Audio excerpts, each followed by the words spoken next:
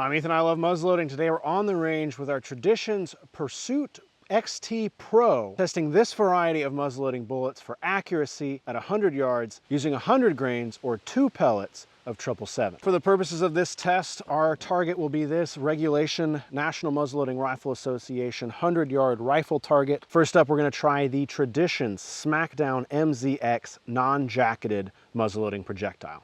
These are a 50 caliber, .50 diameter projectile weighing at 300 grains.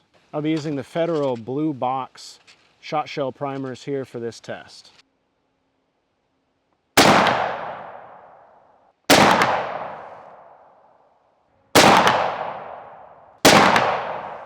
.1402, 1592. Here's our target here at 100 yards. 1, 2, 3, 4, and 5 are our shots there. Kind of center to center there. About 2 inches, 2 1/4. Next up, we're going to try the Federal bore locks. I've had good accuracy with them, but first we want to make sure we get everything cleaned up. Windex is pretty easy to clean this 777 with. Using our wrench there to pull our breech. 2 pellets of 777. 1329. 1684. 1684. 1656. 1696. Here's our group with the bore locks, 100 grains. What's interesting about this group is this is our first shot and this is our last shot, and our middle shots were up in here. We had a 13 something chronograph reading here, and we had a 16 something chronograph here. So interesting happenings here. My sight picture is centering here in the X. So furthest distance here, about 3.5 or 3 1/4 there. This is a good time to bring up that this testing is not meant to replace your testing with your specific muzzleloader in your conditions. Next up, we're going to try the Smackdown Bleed from Traditions here. This is a 50 caliber sabot, a 45 caliber projectile, 170 grains by weight. We did not get a chronograph reading. I'm not picking up on the chronograph at all. I'm upping the target zone for our chronograph. We might be moving too fast for where it was looking.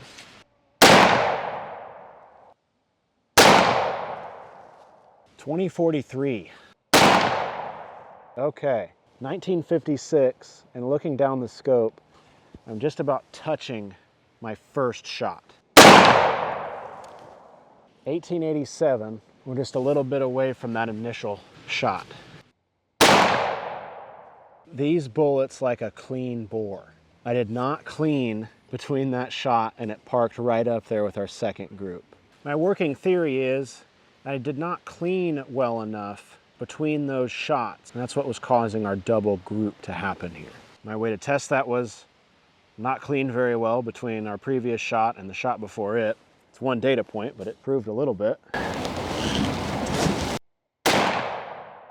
1935. Not our best performance so far out of the Smackdown Bleed. 6.5 inches here, center to center. This is that initial group that I was discussing, and this was kind of the secondary group we had. I believe this was our very first shot. I'm not sure what was changing here. If we measure here to here, we've got sub 4-inch group, which is a little more acceptable. I think the speeds that we're getting out of that are really nice. That's cooking with 100 grains there. Before taking this to the field though, this particular projectile, I'd want to get some more testing and get that dialed in a bit more. Next up, we're testing the Barnes Spitfire TEZ. These are 50 caliber, 290 grain projectile. There's our projectile.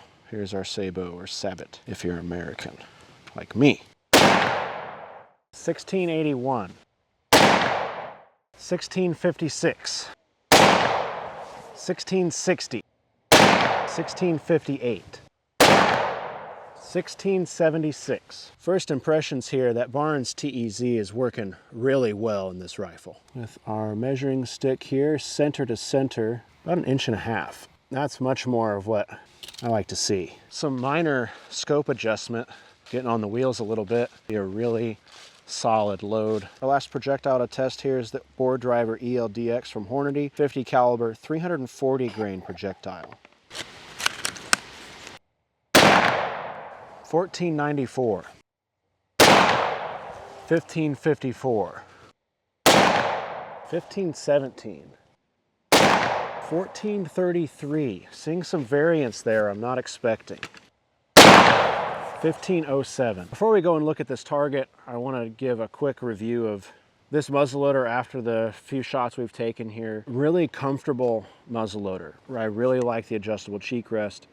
The wrist is super sleek, but really comfortable for bench shooting. The other thing I like about it from the bench here is this really wide fore end or fore stock here.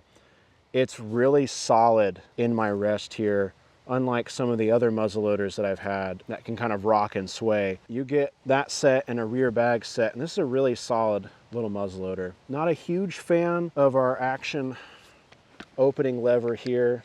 I'm getting used to it. I'm kind of wanting something a little bigger to get onto, but you know, it's functional with your index finger there. I did notice shooting pellets here, it gets a little stiff back here in the action after this much shooting. I think that after this session, I'm gonna disassemble all of this and get it cleaned up. Not by any means a knock on the muzzleloader, but just an observation after shooting so much consecutively that we have here. Here's a look at our ELDX target. Again, a little bit to the left, but we can adjust that with our dials. 1, 2, 3, 4, and our 5th shot we dropped out here. About 1.25 inches there, center to center. About the same there, up and down. Nice group, in my opinion. Really pleased with that. There's a look at all of our targets.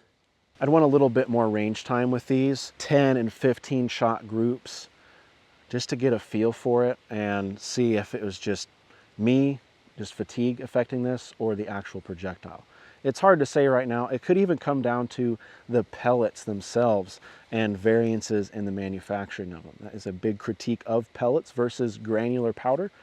And that's something that we could consider for the variances in this test. As far as loading goes for each of these, the Barnes was by far the tightest loading, but their sabot design is really smooth and didn't make it too bad, but it was super tight. The ELDX actually was really loose, and I was kind of nervous loading it in this particular bore because I thought, man, this is a lot looser than I thought it was going to be. Very similar loading to the MZX, which makes sense because the MZX is a Traditions labeled Hornady bore driver FTX. Those loaded very similarly. It's just a note I wanted to have for you as far as how these loaded. The Smackdown Carnivore also loaded really tight. And I don't know if that's the sabot design that Traditions has with the ridge back, I think they call it. Even being that 45 caliber bullet, really tight with that sabot in the bore. And the bore lock, it loaded fine. It didn't feel as snug as it has felt in other muzzle loaders that I've tested it in.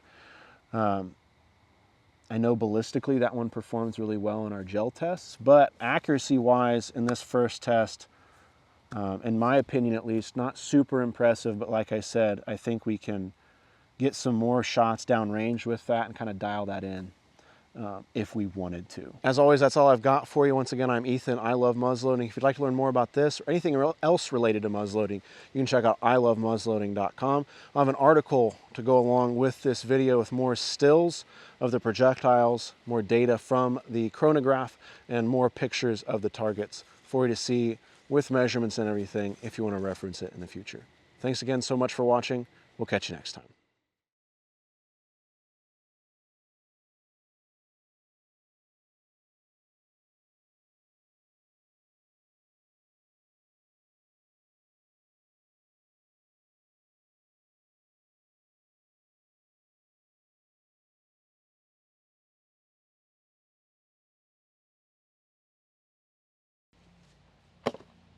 And I'm gently resting that on top of those pellets, making sure not to crush them.